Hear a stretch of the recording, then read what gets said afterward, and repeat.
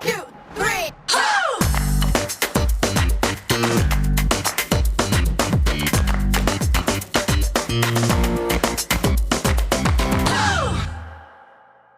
Everybody, happy Tuesday afternoon and welcome on in to another episode of Great Quarter Gals.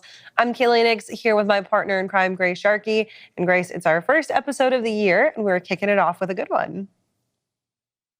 Yeah, we got two amazing women that we're gonna have on the show. Some great content to provide. So happy New Year and happy 2023. As we move into the new year, Grace, any big time goals you're looking at setting? I'm not like a resolutioner, right? Like I don't write like my resolutions because I think like continuous improvement is the name of the game. But like, what about some goals? What are you wanting to accomplish this year? Could be career related or not.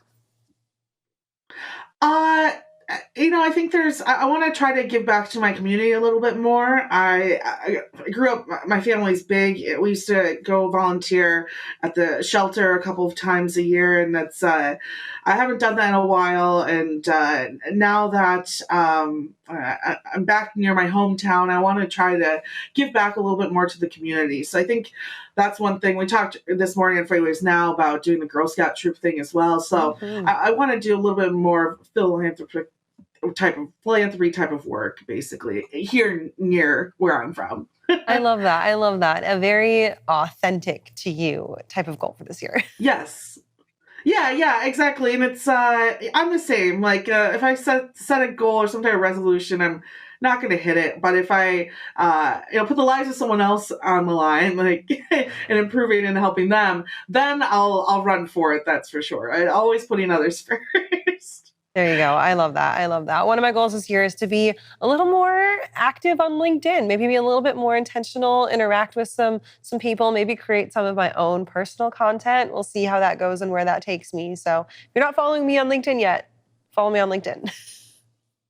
That's awesome. I'm excited for that. That's gonna be great. Plus, you're so busy outside of work too, so you're a busy gal. You don't need a resolution at this point. Well, lots going on in the world of Kaylee. Grace, let's bring it back here to our show today. So as you mentioned, we've got some good content. We're kind of staying on that theme of philanthropy and nonprofits. And today we are talking to two incredible women who have created a book series to get folks more interested in the industry. And we're also talking a little bit about Truckers Against Trafficking and the fight against human trafficking, and to really bring more awareness to the issue and help people become more keen observers and hopefully save some lives.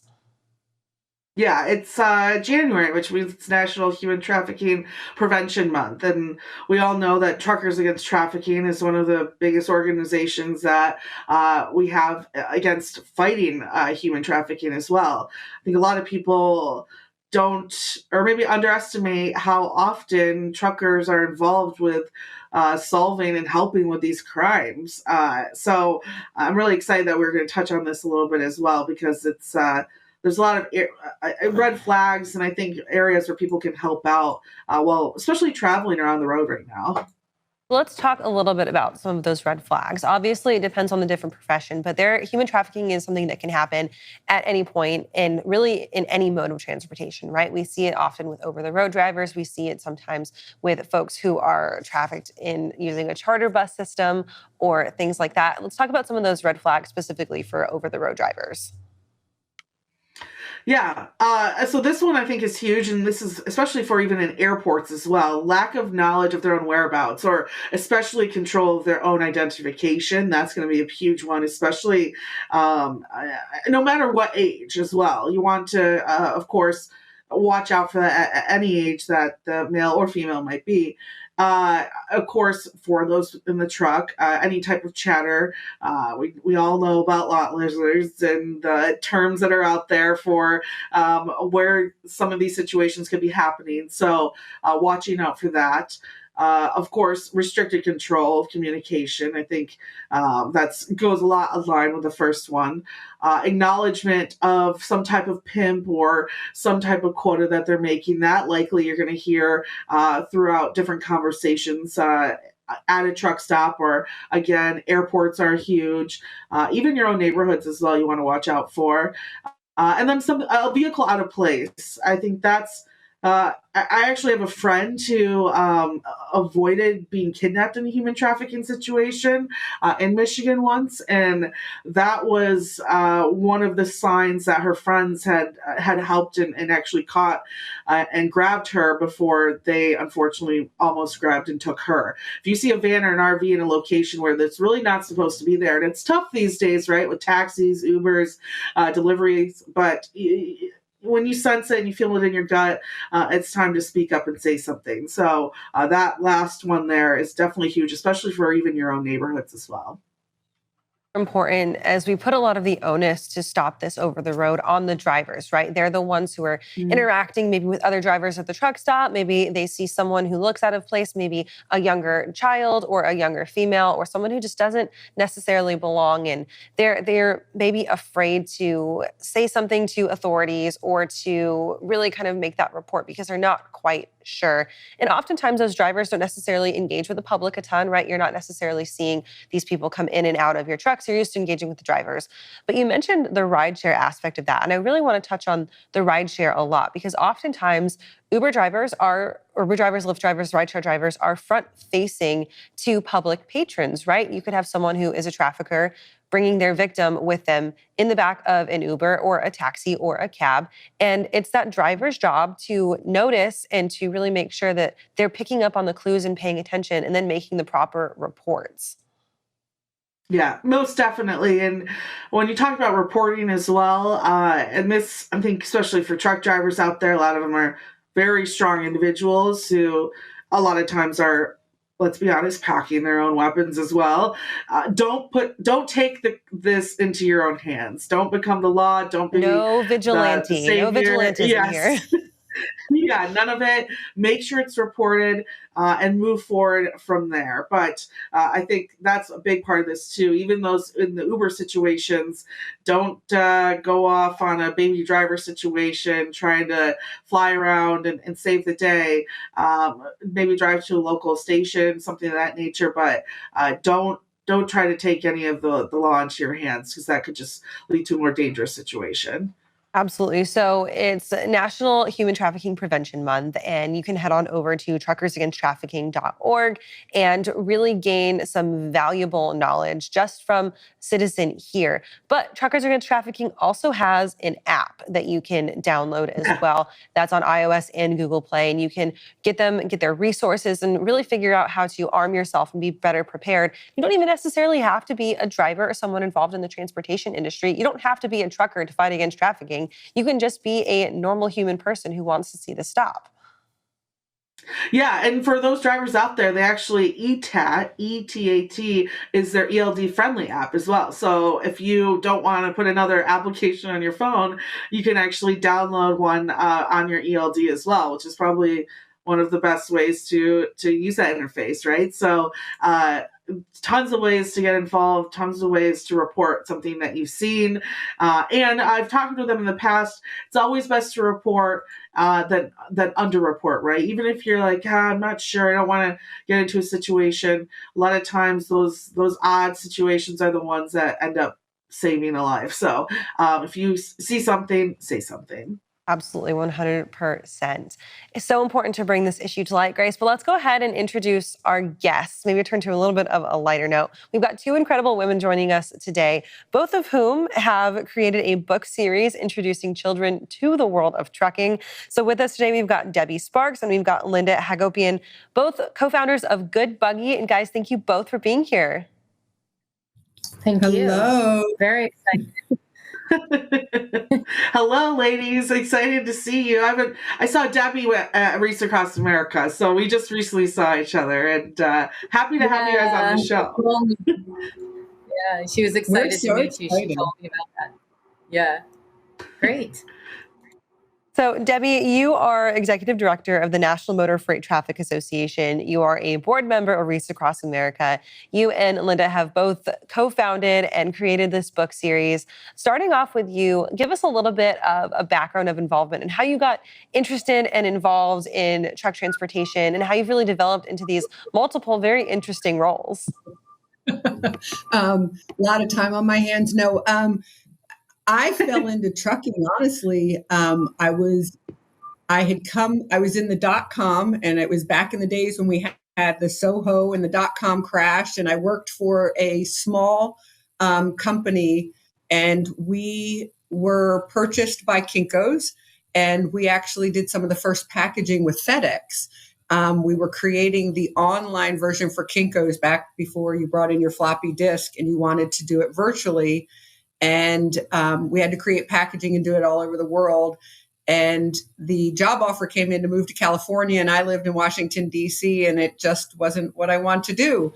And so I put my resume out, and I got an invitation from the American Trucking Associations to come in and head up their marketing. And I took it. And that was the beginning of my journey in trucking, and have been in here ever since. And my legacy, I think, is the children book series, because what I learned is everybody in the trucking industry that I've met is they're patriots, they're believers in this country, they're the doers, they're the backbone, they're the people you can trust and rely on, and have met just some of the most amazing relationships through this industry. And one of the things that I always felt is that there weren't enough people amplifying the wonderful things about our industry. And that's what hooked me and kept me here. And it was through that I met Linda. She came in, when I was working at the Truckload Carriers Association as their vice president, we needed help in our education area and growing our training and education. And she was a consultant that came in to help us. And we got talking about, she had a passion for kids and being an author, and I had a passion for trucking. And we just, after we would meet in our regular jobs, we would chit chat about this endeavor, and we finally did it. And they're great books. I've bought them for my nieces. I just recently bought them for Christmas gifts.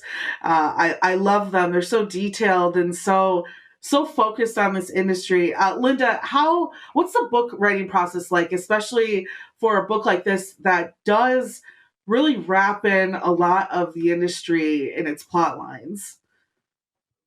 Right. So Debbie and I, when we meet, we talk about kind of the overall theme. So when we first decided to do this, we were talking about how wonderful it would be to tell some really great stories about, truck drivers and some of the challenges that they confront and that kind of thing. Some of the fun stories that they have. A lot of that comes from Debbie, because she has been in the industry for so long and knows so many people and knows so many drivers.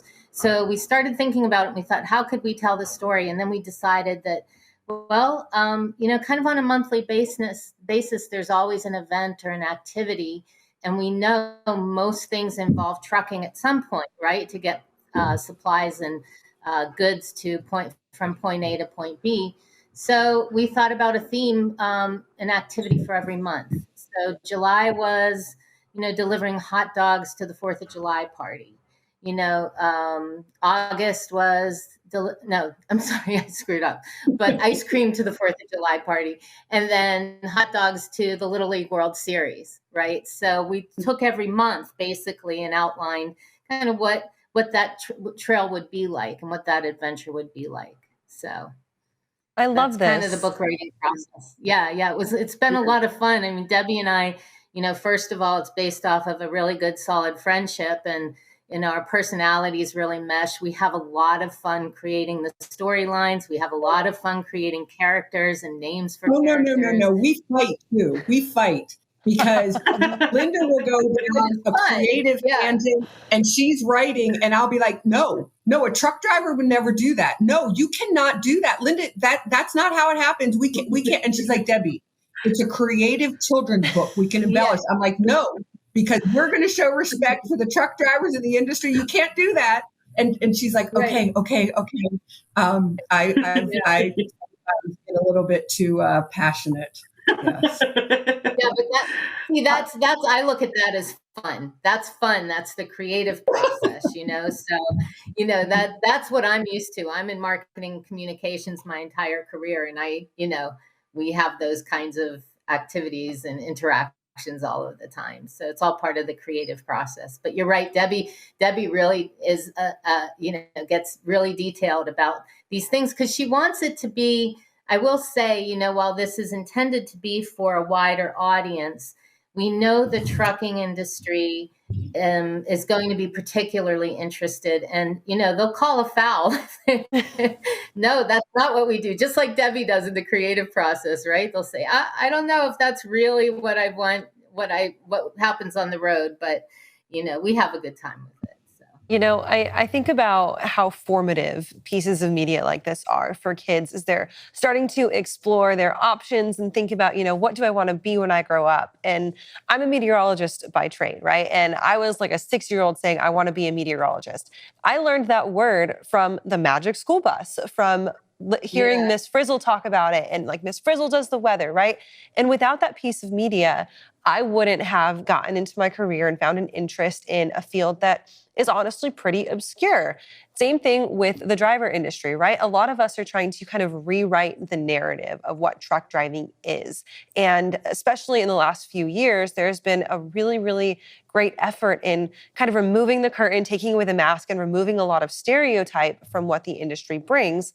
That gets people and younger kids more interested in how they can help support America's economy, literally keeping us running. Debbie, can you talk a little bit about, from the trucking side of things, how important that is and what that means to you to know that you guys are doing the work to get the next generation interested in supporting our economy? So, yes, and this kind of answers my favorite character question too. So at TCA for 10 years in the truckload side of the business, I mean, it's driver shortage. And how do we make the industry appealing? And how do we tell the true story? And when TCA would run our annual driver contest, and we would interview the drivers, and we'd ask different questions. And a lot of times the questions that they would pick to answer were what they would see and experience on the road. And the stories that would come out of that were awesome. And it was things that you'll never see sitting in an office, sitting behind a desk, working in a warehouse.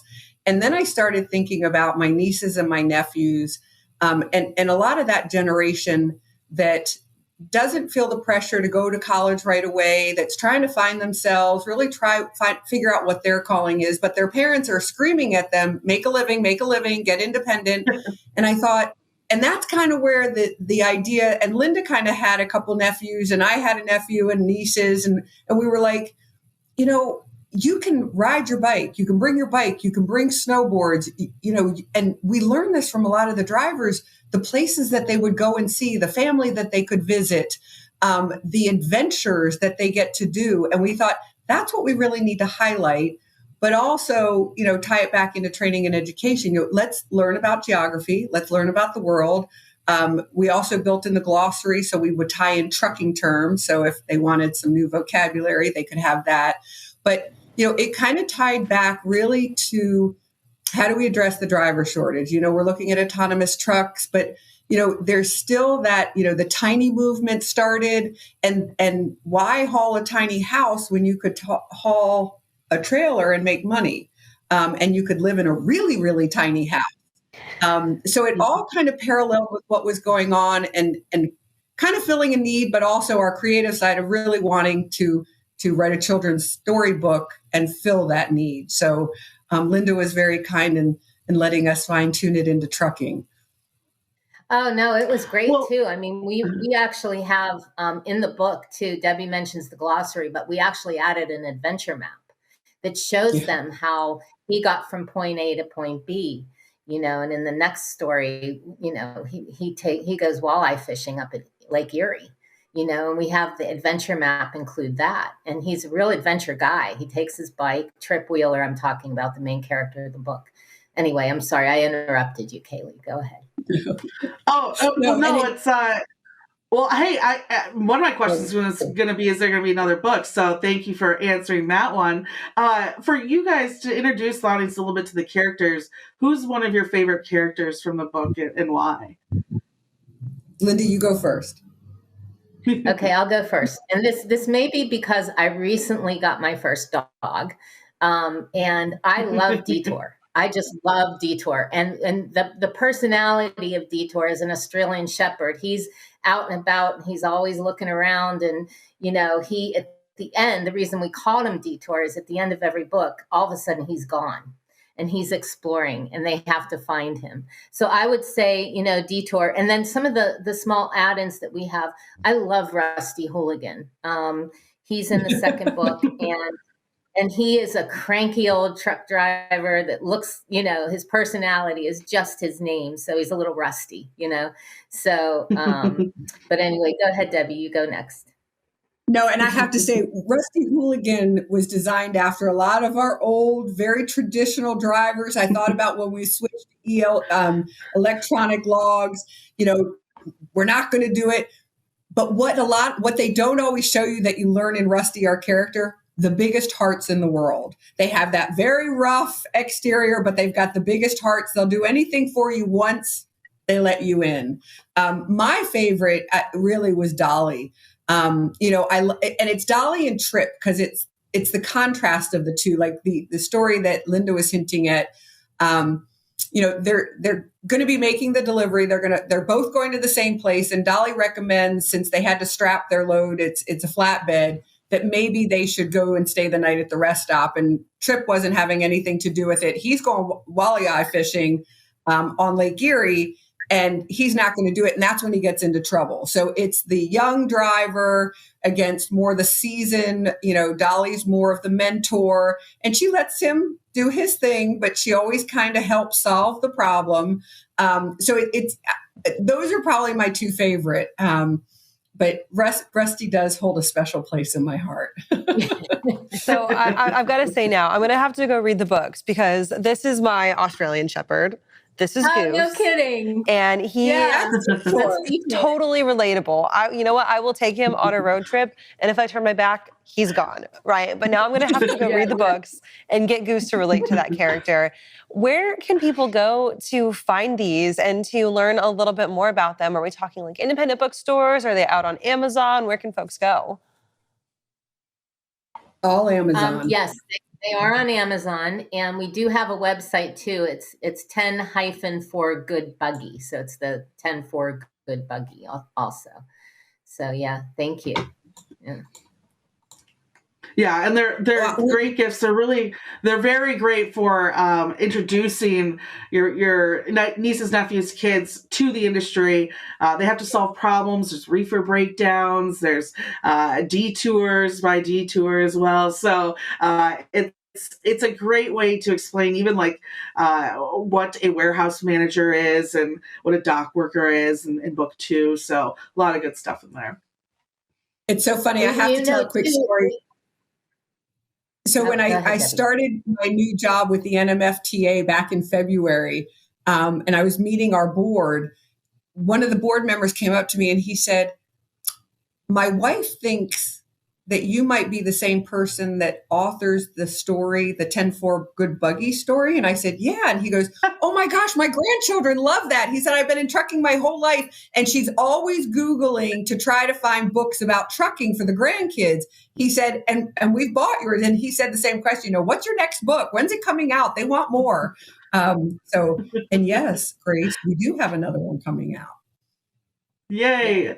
Yeah. So excited. And I'd like to mention too, just for a moment, that many people have told us that they love the books just as much as the kids do, because there is that humor and those nuances and those terms in there that, make it fun for the parents too, to read to the kids. So, yeah. Well, ladies, excellent work. And thank you so much, both of you guys, for coming on the show today to talk a little bit about this. Obviously, you mentioned you can go to 10-4goodbuggy.com to find all of those. But if people want to reach out to you guys individually, can they go ahead and do that and maybe ask some questions? Oh, yeah. Absolutely. Yeah. Do you want us to give out our emails? Just however people want to get to you. LinkedIn, email, just go to the website? LinkedIn, Debbie Sparks. I'm on LinkedIn. Yep. All right, y'all. Thank you so much. And of course, you can head on over to that website to get caught up with them. Grace, we are done here for the day, but I'm definitely going to go maybe check out some of their books. Maybe my dog Goose needs to find a buddy in Detour. Oh, definitely. And there's just there's so many other smaller characters too that you meet throughout it's it's really funny as someone in the industry to like see how it could come out in a book style, and they do a great job. So hopefully excited for the next one to come out, a Christmas gift next year. There you go. Keep the series rolling. Grace, speaking of keeping things rolling, we've got more coming up for the rest of our day here. We can find you this afternoon on SiriusXM. Time, place, who you got tonight? So you can find us every day, Monday through Friday, 5 to 7 p.m. Eastern Standard Time on SiriusXM. If you miss it, you can catch it at 11 p.m. or you can catch 2 weeks of episodes on demand. Tonight we have actually a guest who's going to be on the Sales and Marketing Summit. That's LB, Lauren Bailey from Factor 8. So she's going to kind of give some tips and a sneak peek of our chat on Thursday. And then Thomas Watson will be on as well, probably cracking some jokes and making us all laugh. So it'll be a good old time. There you go. And get registered for that Sales and Marketing Summit. That's Thursday here on FreightWaves. Thank y'all for tuning in with us. We'll catch you next week on Great Quarter Gals. 1, 2, 3.